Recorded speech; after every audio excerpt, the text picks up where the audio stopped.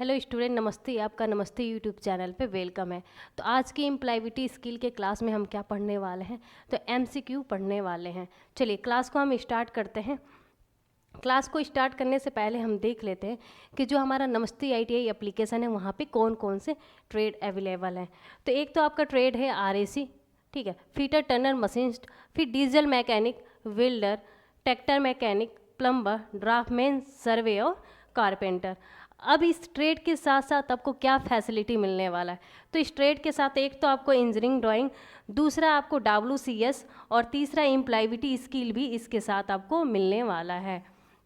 साथ में ही कोर्स के साथ आपको मॉक टेस्ट मिलने वाला है, नोट्स मिलने वाला है, जो भी सर पढ़ाएंगे उनके द्वारा आपको हैंड रिटेन नोट्स मिलने वाला है, PDF मिलेगा। अगर एप्लीकेशन से रिलेटेड आपको कोई भी इशू आता है तो आप नमस्ते आईटीआई एप्लीकेशन, ये कॉन्टैक्ट नंबर है आपका 7800366021 पे आप क्या कर सकते हैं, कॉल कर सकते हैं। बाय द वे अगर कॉल नहीं लगता है तो आप क्या करिएगा, व्हाट्सएप पे मैसेज ड्रॉप कर दीजिएगा। जैसे ये मैसेज आपका सीन किया जाएगा आपको रिप्लाई दे दिया जाएगा। चलिए अब एग्जाम में कितने क्वेश्चन आएंगे और कितने नंबर के आएंगे? तो ट्रेड थ्योरी से आपका 38 क्वेश्चन आने वाला है और WCS से 6 क्वेश्चन आने वाला है, इंजीनियरिंग ड्राइंग से 6 क्वेश्चन आने वाला है, एम्प्लॉयबिलिटी स्किल से 25 क्वेश्चन आने वाला है। टोटल आपके कितने रहेंगे क्वेश्चन? आपके 75 क्वेश्चन रहेंगे। जो आपका एक क्वेश्चन होगा वो कितने नंबर का होगा? एक क्वेश्चन आपका 2 नंबर का रहने वाला है। तो उस अकॉर्डिंग आपका कितना रहेगा? 150 नंबर का रहेगा। आगे देखते हैं। जैसे ही नमस्ते आईटीआई एप्लीकेशन को क्या करते हैं, प्ले स्टोर से डाउनलोड करते हैं तो आपका पहला पेज जो होगा वहाँ पे आपको ईमेल आईडी का ऑप्शन आएगा, उसके बाद पासवर्ड का। आप वहाँ से भी आप लॉगिन कर सकते हैं या फिर अपना यहाँ कॉन्टैक्ट नंबर लिखिए। आपको जो नंबर होगा उस पर OTP जाएगा फ़ोन पे, OTP को फिलअप करिएगा, आपको ये पेज खुल के आ जाएगा जहाँ पे सेलेक्ट कैटेगरी का ऑप्शन है। यहाँ पे बहुत सारे ट्रेड आपके अवेलेबल हैं। जो भी आपका ट्रेड है उस पर क्लिक करिए और आप यहाँ पे सेव करिए। सेव करने के बाद यहाँ पे आपको दूसरा जो पेज आ जाएगा, यहाँ पे आप जाइएगा और कोर्स के अंदर जाइएगा। कोर्स के अंदर जाएंगे आपको डेमो क्लास दिख जाएगा, आप डेमो क्लास चेक कर सकते हैं। उसके बाद आगे आपको बाई नाउ का आपका ऑप्शन आ जाएगा। बाई नाउ का ऑप्शन आएगा, यहाँ से आप पे ऑनलाइन या फिर बार कोड के माध्यम से आप क्या कर सकते हैं, पेमेंट कर सकते हैं। चलिए आगे हम देखते हैं आगे क्या है आपका। तो आगे आपका है क्वेश्चन की तरफ हम बढ़ते हैं। देखिए निम्नलिखित में से स्किल का अर्थ क्या होता है? स्किल का अर्थ पूछा है आपका, क्या है स्किल का मीन्स पूछा है। तो आपका क्या हो जाएगा स्किल का मीन्स? स्किल को हम क्या बोलते हैं हिंदी में? हम कौशल बोलते हैं, ठीक है। तो कौशल आपका राइट आंसर हो जाएगा। नेक्स्ट क्वेश्चन है, एम्प्लॉयबिलिटी स्किल या रोजगार कौशल में से निम्नलिखित में से किससे संदर्भित हैं? What does employability skill refer to? क्या है आपका? तो कौन सा हो जाएगा आपका? संचार कौशल, हाँ ये भी होगा। कम्युनिकेशन, कम्युनिकेशन से क्या करते हैं, हमारे बात करने का तरीका। व्यवहार कौशल, ठीक है, आपका जो बिहेवियर है, आपका किस तरीके से आप रिप्रेजेंट करते हैं। फिर IT कौशल, आप कंप्यूटर के जानकारी, ठीक है, कंप्यूटर के आपके पास नॉलेज होना। तो ये तीनों ऑप्शन आपके क्या हो रहे हैं, मैच हो रहे हैं। तो यहाँ पे क्या होगा, ऑल ऑफ दीज। यहाँ पे आपका जो राइट आंसर होगा वो कौन सा होगा, D नंबर, ये सभी। आगे हम देखते हैं आगे कौन सा क्वेश्चन है। तो एक अच्छी नौकरी पाने तथा अपने कैरियर में आगे बढ़ने के लिए निम्न में से किस कौशल की आवश्यकता होती है? तो कौन सी आवश्यकता होती है आपको, कौन सी स्किल की आवश्यकता होती है? तो टेक्निकल स्किल भी आपके लिए इम्पॉर्टेंट है। रोजगार स्किल मतलब आपका एम्प्लॉयबिलिटी स्किल तो आपके लिए बहुत ज़रूरी है। एम्प्लॉयबिलिटी स्किल के अंदर आपका सब कुछ आ जाएगा। आप किस तरीके से कपड़े पहनते हो, आपका बोलने का तरीका, बात करने का तरीका, चलने का तरीका, एक दूसरे से बात करना, मतलब आपका हो गया कम्युनिकेशन स्किल आ गया, बिहेवियर स्किल आ गया, ये सारे आ गए आपके। तो ये भी आपका इम्पॉर्टेंट है। स्थिर मानसिकता, स्थिर मानसिकता वो है, आपको एक सिंपल सा एग्जांपल बताते हैं। स्थिर मानसिकता, आप एक एक जो पर्सन है ए नाम का, वो क्या होता है कि गवर्नमेंट जॉब का प्रिपरेशन करता है, ठीक है। अब उसका बस यही है कि मुझे किसी भी तरीके से क्या हो जाए, गवर्नमेंट जॉब लग जाए, बस उसके बाद मैं क्या करूँगा, चैन से नींद सोऊंगा। अब जो दूसरा व्यक्ति है बी नाम का, वो क्या करता है कि गवर्नमेंट जॉब उसके थिंकिंग में तो है, गवर्नमेंट जॉब हमें पाना ही पाना है, लेकिन वो क्या सोचता है कि जैसे अगर वो जॉब पा जाता है, फिर सोचता है कि नहीं, हमें आगे भी क्या करना है, तैयारी करना है, आगे भी प्रिपरेशन करना है, हमें आगे भी पोस्टिंग मतलब आपका जो पद है उसको ऊंचा करना है, ठीक है। वो जो पर्सन है ए नाम का, वो करता है कि नहीं, बस मुझे जॉब मिल जाए और कुछ नहीं चाहिए।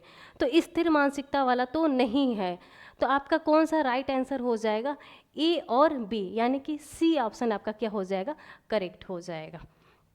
चलिए आगे हम देखते हैं, आगे क्या है, निम्नलिखित में से किसके लिए स्किल की महत्ता है, ठीक है। महत्ता है फॉर होम और स्किल इम्पोर्टेंट, ठीक है। तो इसमें स्किल की बात किया है, तो मिस्त्री, ठीक है, ये भी एक स्किल है। मिस्त्री है, किस फील्ड में, कहीं ना कहीं उसके पास वो स्किल है, तभी तो वो काम कर रहा है मिस्त्री का। प्लम्बर, जैसे पाइप वगैरह हो गए, इसके बारे में नॉलेज रख रहा, प्लम्बर, ये भी आपके स्किल के अंदर होगा।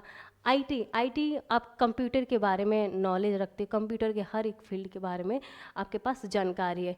तो ये सारी चीज़ें, अगर किसी के पास कंप्यूटर के बारे में स्किल है, अच्छा टाइपिंग कर ले रहा है, या फिर बहुत उसको क्या बोलते हैं, सॉफ्टवेयर पे काम करने आता है, उसको अच्छी टीचिंग, मतलब कंप्यूटर के बारे में अच्छा टीचिंग मतलब पढ़ा सकता है वो। तो ये सारी चीज़ें अगर है उसके पास, बोलने का मतलब उसको जो एक्सप्लेन करने का तरीका होता है वो अच्छा है, तो ये भी आपके तीनों क्या है, तीनों ऑप्शन आपके मैच कर रहे हैं। तो कौन सा आपका हो जाएगा ऑप्शन सही, ऑल ऑफ दीज, ये सभी। चलिए तो आगे आपका क्या कहता है, आगे आपका कहता है, तो आगे आपका कौन सा क्वेश्चन है, आगे देखते हैं।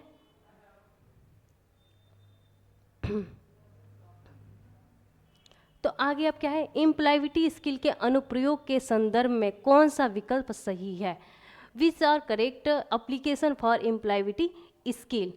तो कौन सा सही है, तो एक तो आपका हो गया समस्याओं का पहचान करना, प्रॉब्लम सॉल्विंग, मतलब किसी भी समस्या का उसको निर्धारण करना, उसको सॉल्व करना, तो ये भी आपका हो जाता है, स्किल के अंदर ही आ जाएगा। फिर आपका हो गया कि यहाँ पे समस्या का समाधान करने में सहायता, वो हेल्प कर रहा है, किसी कोई भी प्रॉब्लम आ जाता है उसका फटाक से सॉल्व कर देता है उस समस्या को, तो ये भी आपका हो गया। डिजिटल साक्षरता, डिजिटल लिटरेसी, ये भी आपका हो जाएगा। तो यहाँ पे कौन सा आपका ऑप्शन हो जाएगा, ऑप्शन नंबर डी आपका राइट आंसर हो जाएगा। फिर आपका आ जा रहा है कि एम्प्लॉयबिलिटी स्किल में कौन कौन से प्रकार हैं, what are the types of employability skill, कौन कौन से टाइप्स हैं। तो कौन कौन सा आपका टाइप्स आ जाएगा, एक तो हो गया संचार कौशल, वही आपका बातचीत करने का तरीका, कम्युनिकेशन स्किल के अंदर आ जाएगा।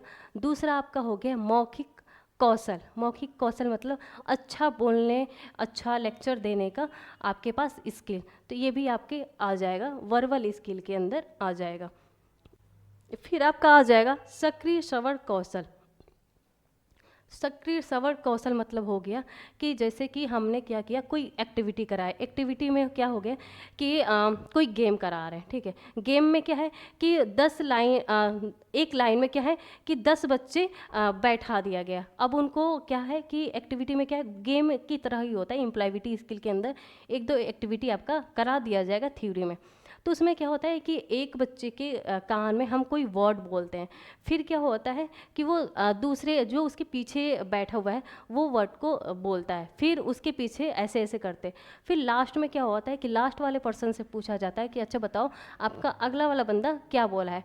तो मतलब अगर वो सही बोला है, उसका जो सुनने का स्किल है, मतलब श्रवण कौशल, तो ये इस चीज़ का है, तो ये आपका, ये भी आपके स्किल के अच्छा सुनने का तरीका, ठीक है। तो आपका कौन सा ऑप्शन हो जाएगा, ये सारे आपके स्किल के अंदर आएंगे, तो ये क्या हो गया आपका ऑल ऑफ दीज, ठीक है। तो अब आगे आपका क्या हो जाता है, तो आगे आपका क्या हो जाएगा, तो आगे देखिए, तो आगे आपका कौन सा है, तो आगे आपका हो गया आंसर, ये तो डी हो गया। अब इसमें देखिए, अब इसमें क्या है आपका कि इनमें से कौन सा संचार कौशल सबसे महत्वपूर्ण साधन है, which is the most important medium of communication skill. कौन सा मोस्ट इम्पॉर्टेंट है, कौन सा है? एक तो आपका हो गया बॉडी लैंग्वेज, तो ये तो आपका नहीं होगा, ठीक है। इशारा करना, ये भी आपका नहीं होगा, क्योंकि इसमें पूछा है संचार कौशल का सबसे इम्पॉर्टेंट साधन कौन सा है, इम्पॉर्टेंट। तो आसन ये भी नहीं होगा, आपका क्या होगा? भाषा, लैंग्वेज, ठीक है। ये आपका मेन क्या है? आपका साधन है, मेन आपका क्या है? मीडियम है ये, तो आपका ये आपका राइट आंसर हो जाएगा। फिर आगे हम देखते हैं, आगे हमारा कौन सा है। तो आगे आपका कौन सा है? एक मौखिक प्रस्तुति में कर्मचारी को क्या नहीं करना चाहिए। तो ये क्या है? What should an employ avoid during a verbal presentation देते वक्त आपको क्या नहीं करना चाहिए, ठीक है। प्रेरित अपने आप को कर सकते हो, मोटिवेट कर सकते हो, रुकना, ठीक है, कोई बात नहीं, आप थोड़ा सा नॉर्मल होके भी आप बोल सकते हो, ये भी हो सकता है। आँखों से संपर्क, ये भी आपका जो आई कांटेक्ट है वो बहुत ही इम्पॉर्टेंट है। अगर आप एक प्रेजेंटेशन दे रहे हो तो, या फिर एक सिंपल सी एग्जांपल, अगर आप किसी कॉलेज या किसी इंस्टीट्यूट या कहीं पे भी आप अगर पढ़ा रहे हो, तो स्टूडेंट से टीचर का या टीचर का स्टूडेंट से कम्युनिकेशन होना ज़रूरी है। तो ये कम्युनिकेशन, आई कांटेक्ट होना ज़रूरी है, सॉरी कम्युनिकेशन मैंने बोल दिया, आई कांटेक्ट होना ज़रूरी है। तो क्या नहीं करना चाहिए? अब हम घबराएंगे तो क्या हम बोल पाएंगे उनके सामने? नहीं बोल पाएंगे ना, तो ये आपका नहीं होना चाहिए। तो ये आपका क्या हो गया? आपका राइट आंसर हो गया, ठीक है, राइट आंसर हो गया। कौन सा? ए नंबर वाला ऑप्शन आपका क्या हो गया? राइट आंसर हो गया। आगे देखेंगे, आगे क्या है आपका। तो आगे आपका कौन सा है? तो इसमें क्या बोला है? कंप्यूटर स्किल के अंतर्गत समान कर्मचारी को किसकी जानकारी होना आवश्यक है। तो इसमें क्या पूछा है? What knowledge should a general employ have under computer skill. तो किसका जानकारी होना आवश्यक है। तो सीपीयू के बारे में जान के आप क्या करेंगे, जब आपको माउस के बारे में पता ही नहीं होगा कि माउस में कितने बटन हैं, किससे स्क्रॉल होता है, किस राइट क्लिक करने से क्या होता है, लेफ़्ट क्लिक करने से क्या होता है। अगर सीपीयू के बारे में सिर्फ जानकारी होगा तो आपको नहीं है, ठीक है। फिर टाइपिंग, अब टाइपिंग करके ही क्या करेंगे, ठीक है, ये भी आपका इम्पॉर्टेंट नहीं है। आपका क्या है? केवल ये भी आपका नहीं होगा, ये भी नहीं होगा। केवल सॉफ्टवेयर की जानकारी, सिर्फ सॉफ्टवेयर की जानकारी होने से क्या होगा कि हमें पता ही नहीं है कि हमारा कौन सा ये है, कौन सा, मतलब कैसे कनेक्शन करते हैं, कहाँ से क्या चीज़ करते हैं, ये तो ये भी आपको, ये अकेले नहीं होना चाहिए। आपको क्या होना चाहिए कि कंप्यूटर के सभी संगठनों की समान जानकारी होना चाहिए, सबके बारे में आपको इक्वल पता होना चाहिए कि हाँ कभी भी प्रॉब्लम आता है तो उस चीज़ को सॉल्व कर सको, ठीक है। तो आगे आपका क्या कहता है? आगे आपका कहता है, अब ये 10 नंबर वाला आपका क्या कहता है कि ऑनलाइन रोजगार कौशल में संचार का सबसे महत्वपूर्ण कारक क्या है। तो इसमें क्या पूछा है? What is the most important factor of communication in online employability skill. तो ऑनलाइन रोजगार करते समय, ऑनलाइन रोजगार कौशल में आपका संचार का सबसे इम्पोर्टेंट क्या है। तो सबसे इम्पोर्टेंट क्या है? शारीरिक क्षमता, नो, ये तो आपका नहीं हो सकता। फिजिकल एबिलिटी नहीं हो सकता। मानसिक क्षमता, ये भी आपका नहीं है। हमें नॉलेज ही रह के क्या होगा, जो हमारा मेन काम है वो तो नहीं हो सकता ना। तो आज इनमें से कोई नहीं, ये तो होगा ही नहीं। तो इंटरनेट के बिना हम क्या कर सकते हैं, जो ऑनलाइन काम है, जो ऑनलाइन हम रोजगार कौशल है हमारा, तो वहाँ पे बिना इंटरनेट के हम कुछ भी नहीं कर सकते। फॉर्म भरना है तो भी हमें इंटरनेट की ज़रूरत है, कोई चीज़ अपलोड करना है, डाउनलोड करना है तो भी हमें इंटरनेट की ज़रूरत है, अगर हमें किसी को डाटा ट्रांसफ़र करना है तो भी हमें इंटरनेट की ज़रूरत है, अगर हमें कोई गूगल से कुछ चीज़ें सर्च करना है तो भी हमें क्या है, इंटरनेट की ज़रूरत है। तो इसके बिना आपका कोई काम नहीं हो सकता। तो ये आपका क्या है, राइट आंसर है, ठीक है। ठीक है, आगे देखिए, आगे आपका क्या कहता है, तो आगे आपका कहता है कि ऑनलाइन रोजगार के लिए भारत सरकार की कौन सी योजना नहीं है, कौन सा योजना नहीं है। विच of the following is not a scheme by the Indian government for online employment, तो कौन सा नहीं है। तो सबसे पहले हम ऑप्शन को देखेंगे, तो ई स्किल इंडिया, ठीक है, भारत स्किल पोर्टल, ये तो है आपका, भारत स्किल पोर्टल से ही हम सारी चीज़ें कर सकते हैं। ई स्किल इंडिया, ई स्किल इंडिया आपका क्या है, तो ई स्किल इंडिया आपका क्या है, ये भारत कौशल मिशन का क्या है, डिजिटल रूप में आगे बढ़ाने का कार्य करता है। किसको, डिजिटल रूप में आगे बढ़ाने का कार्य करता है, बढ़ाने का कार्य करता है। किसके थ्रू कार्य करता है, तो किसके थ्रू ये कार्य करता है, ई स्किल इंडिया, तो आपका हो गया NSDC के द्वारा, NSDC के द्वारा। NSDC का फुल फॉर्म आपका क्या हो जाएगा, तो आपका हो जाएगा नेशनल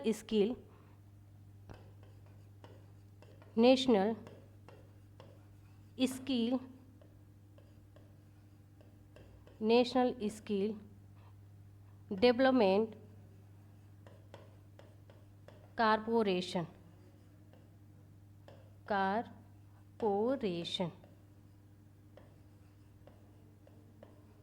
इसका फुल फॉर्म है। ठीक है, फिर भारत जोड़ो परियोजना, भारत जोड़ो परियोजना आपका क्या हो जाएगा, तो ये आपका नहीं होगा। ठीक है, ये आपका नहीं होगा। अब क्या है, ASEEM, इसका पहले हम फुल फॉर्म देखेंगे, तो क्या है, आत्मनिर्भर। ठीक है, आत्मनिर्भर स्किल एम्प्लॉयर मैपिंग। ठीक है, आत्मनिर्भर स्किल एम्प्लॉयर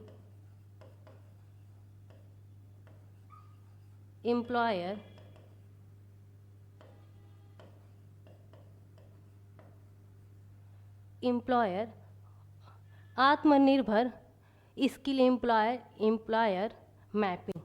ओके, मैपिंग, तो ये आपका क्या करता है, तो ये आपका क्या करता है, जैसे कि क्या है, ये ऐसा जॉब उपलब्ध कराने वाला क्या है, ये एक ऐसा जॉब उपलब्ध कराने वाला क्या है, प्लेटफॉर्म है जहाँ पे क्या होता है कि जॉब देने वाला, ठीक है, जॉब देने वाला और जॉब को जहाँ पर रोजगार लेने वाला और रोजगार देने वाला एक दूसरे से क्या होता है, कनेक्टेड होता है, एक दूसरे से क्या होता है, कनेक्टेड होता है। कौन, जॉब देने वाला या फिर जॉब लेने वाला, यानी कि रोजगार देने वाला या रोजगार लेने वाला। तो इसमें से आपका कौन सा राइट आंसर हो जाएगा, आपका सी नंबर क्या हो जाएगा, राइट आंसर हो जाएगा। ठीक है, आगे देखते हैं, आगे आपका क्या कहता है, तो आगे आपका कहता है 12 नंबर है आपका, तो ई लर्निंग के तहत ही, ई लर्निंग के हाल ही में अत्यधिक प्रचलित होने का क्या कारण है, what is the reason for the recent popularity of e learning, तो आपका ए ऑप्शन क्या कहता है, कोविड-19 महामारी। ठीक है, दूसरा आप क्या करता है, सुनामी, तीसरा आपका सरकारी योजना, और डी नंबर आपका कहता है इनमें से कोई नहीं। तो किस टाइम आपका क्या होता है, ये तो आपका नहीं होगा, सुनामी हो गया, सरकारी योजना, ये भी आपका नहीं। तो आपका कौन सा राइट आंसर हो जाएगा, कोविड-19 के समय ही क्या हुआ था, आपका जो अत्यधिक जो प्रचलित हुआ था, ई लर्निंग हुआ था, चाहे वो क्लासेस हो और आपके जो बच्चे थे, जैसे कि जो छोटे बच्चे थे, जो LKG UKG 1 2 3 जो भी बच्चे थे, स्कूलें वगैरह क्या हो गए थे, बंद हो गए थे, तब ऑनलाइन प्लेटफॉर्म पे ही क्या हुआ था, उनके क्लासेस को स्टार्ट किया गया था। ठीक है, कोविड-19 के समय में, कोविड-19 के समय में। तो ये आपका क्या हो जाएगा, राइट आंसर हो जाएगा। आगे देखते हैं, ई लर्निंग के तहत, ई लर्निंग के तहत आपका क्या हुआ था, ई लर्निंग के तहत, ई लर्निंग के अंतर्गत निम्नलिखित में से कौन सा साधन सम्मिलित किए जाते हैं, which of the following resource are the include in e learning. तो आपका फर्स्ट आपका हो गया ई बुक, ये भी आपका हो गया था। पीडीएफ को भी ऐड कर दिया गया था। पीडीएफ भी आप क्या कर सकते थे, जो भी डाटा वगैरह था वो पीडीएफ के रूप में हम सेंड कर सकते थे। ऑडियो के तहत भी हो गया था। तो ये आपके तीनों आपके क्या है, आंसर मैच कर रहे हैं। तो आपका क्या हो जाएगा, right answer all of these. Next हम चलते हैं। नेक्स्ट आपका क्या कहता है, तो नेक्स्ट आपका कहता है कि किसी कार्य या समस्या के बारे में अलग तरह से सोचने की क्षमता क्या कहलाती है। तो what is the ability for think differently about the A task of problem called.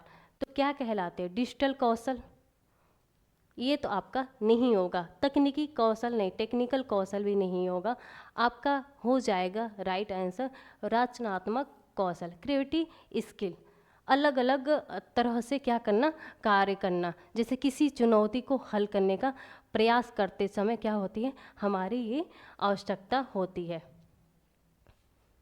आगे हम बढ़ेंगे, तो आगे क्या कह रहा है आपका 15 नंबर, ई स्किल इंडिया निम्न में से किस सरकार की योजना है। E skill India is a scheme for which government. तो आपका कौन सा है, ये आपको पता होना चाहिए। ये आपका क्या है, राइट आंसर है, भारत सरकार के ही द्वारा क्या हुआ है, ई स्किल इंडिया का विकास हुआ है, इस ई स्किल इंडिया का योजना हुआ है। तो ये आपका राइट आंसर हो जाएगा। नेक्स्ट हम चलते हैं। नेक्स्ट क्या है, ऑनलाइन रोजगार कौशल कहाँ से प्राप्त किया जा सकता है। ऑनलाइन रोजगार हम कहीं से भी प्राप्त कर सकते हैं। अब हमारे पास क्या है, सबके पास क्या है, फ़ोन अवेलेबल है। तो फ़ोन के भी तहत हम क्या कर सकते हैं कि बहुत सारे प्लेटफॉर्म हो गए ऑनलाइन, जहाँ से हम स्टडी वगैरह भी कर सकते हैं। तो यहाँ पे क्या क्या है, घर से, हाँ घर से भी कर सकते हैं, और आपका यहाँ से केंद्र से, यहाँ से भी कर सकते हैं, विद्यालय से भी कर सकते हैं। तो आपका ये तीनों हो रहा है। तो ये हम कहीं से भी कर सकते हैं, विद्यालय से हो गया, केंद्र से हो गया, घर से हो गया, कहीं पे भी, कहीं से भी हम कर सकते हैं। तो आपका राइट आंसर क्या हो जाएगा, सी।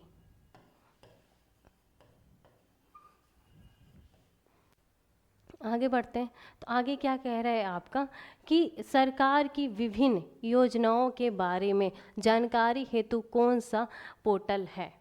तो आपका which portal provide information about various government schemes.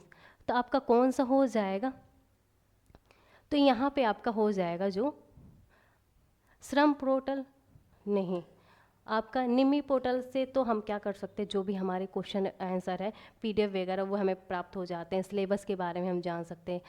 तो आपका श्रम पोर्टल तो एक कार्ड होता है, जैसे कि आपका आधार कार्ड वगैरह हो गए, उस तरीके का आपका श्रम पोर्टल बनता है। तो ये क्या है, आपका स्कीम, अलग अलग तरह का आपका क्या होता है, स्कीम निकलता है। तो ये आपका राइट आंसर हो जाएगा, ए नंबर। फिर आगे हम बढ़ते हैं, तो आगे क्या कह रहा है, कंप्यूटर स्किल के अंतर्गत निम्न में से किसे सम्मिलित किया जाता है, विच of the following include under computer skill. तो कौन सा हो गया आपका, हार्डवेयर स्किल, हाँ ये भी सही है आपका, सॉफ्टवेयर स्किल। हार्डवेयर और सॉफ्टवेयर दोनों के बारे में हमें क्या होना चाहिए, कंप्यूटर के अंदर हमें पता होना चाहिए कि कौन सा हार्डवेयर है हमारा, कौन सा सॉफ्टवेयर है। तो ये आपका नहीं होगा, क्योंकि ये आपका कम्युनिकेशन स्किल किसके अंदर आ जाएगा, आपके एम्प्लॉयबिलिटी स्किल के अंदर आ जाएगा। यहाँ पे किस चीज़ का बात किया, आपके कंप्यूटर स्किल के बारे में, मेन आपका कंप्यूटर स्किल के बारे में पूछा है। तो आपका कौन सा आंसर सही हो जाएगा, राइट आंसर कौन सा होगा आपका, सी नंबर, जिसमें से आपको क्या है, हार्डवेयर और सॉफ्टवेयर दोनों का आपको जानकारी होना चाहिए, दोनों के बारे में आपको नॉलेज होना चाहिए। चलिए, तो ये क्या है आपका क्वेश्चन यहाँ पे ख़त्म होता है। तो अब देखते हैं हम कि जो हमारा आईटीआई कोपा है ना, जो हमारे आईटीआई के अंदर कोपा ट्रेड है, तो ये क्या है, नमस्ते आईटीआई एप्लीकेशन पे अवेलेबल है ये कोर्स। और अब देखिए, कोपा अगर आप पढ़ रहे हो, ठीक है, तो कोपा आपको पता ही होगा कि आपका जब एग्ज़ाम होगा तो सीवीटी एग्ज़ाम होगा। अब कोपा के साथ साथ आपको क्या पढ़ना होगा, एम्प्लॉयबिलिटी स्किल भी पढ़ना होगा, इसका भी आपका इसके साथ सीवीटी एग्ज़ाम होगा। तो अगर सिर्फ इसमें पास हो जाते हो और इसमें नहीं आप पास होते तो क्या होता है, आपके उस सर्टिफिकेट का कोई मतलब नहीं होता है। ठीक है, तो आपको क्या करना होगा, दोनों एग्ज़ाम को आपको बीट करना होगा। तो आपको 399 के अंदर, ये बहुत ही कम प्राइस है, 399 के अंदर आपको क्या होगा, एम्प्लॉयबिलिटी स्किल भी मिलेगा कोपा के साथ। क्या क्या फीचर्स रहेंगे, तो वीडियो क्लास रहेगा, क्लास नोट्स रहेगा, पीडीएफ रहेगा, मॉक टेस्ट रहेगा, साथ में दोनों का आपको हैंड रिटन नोट्स भी मिलने वाला है। तो आप जाइए, आप नमस्ते आईटी एप्लीकेशन को डाउनलोड करिए और जो भी कोपा वाले बच्चे हैं इस कोर्स को परचेज़ कर सकते हैं। ठीक है, मिलते हैं आपको नेक्स्ट क्लास में आपका नेक्स्ट क्वेश्चन के साथ। अभी आपका जो भी है आपका एमसीक्यू लगातार चलता रहेगा, बाकी जो थ्योरी क्लास है वो आपको एप्लीकेशन पे मिलेगा। नमस्ते आईटी एप्लीकेशन डाउनलोड करिएगा, कोपा वाले ऑप्शन पे जाइएगा, सेव करिएगा, वहाँ से आपको मिल जाएगा जब परचेज कर लेंगे। थ्योरी आपका एप्लीकेशन पे चलेगा। अब लगातार आपका जो एमसीक्यू होगा, जितने भी क्वेश्चन बनेंगे आपके, जितने भी चैप्टर से जो भी होगा आपका यूट्यूब पे आपको मिलता रहेगा। चलिए मिलते हैं आपको नेक्स्ट क्लास में, तब तक के लिए आप सभी को फिर से नमस्ते।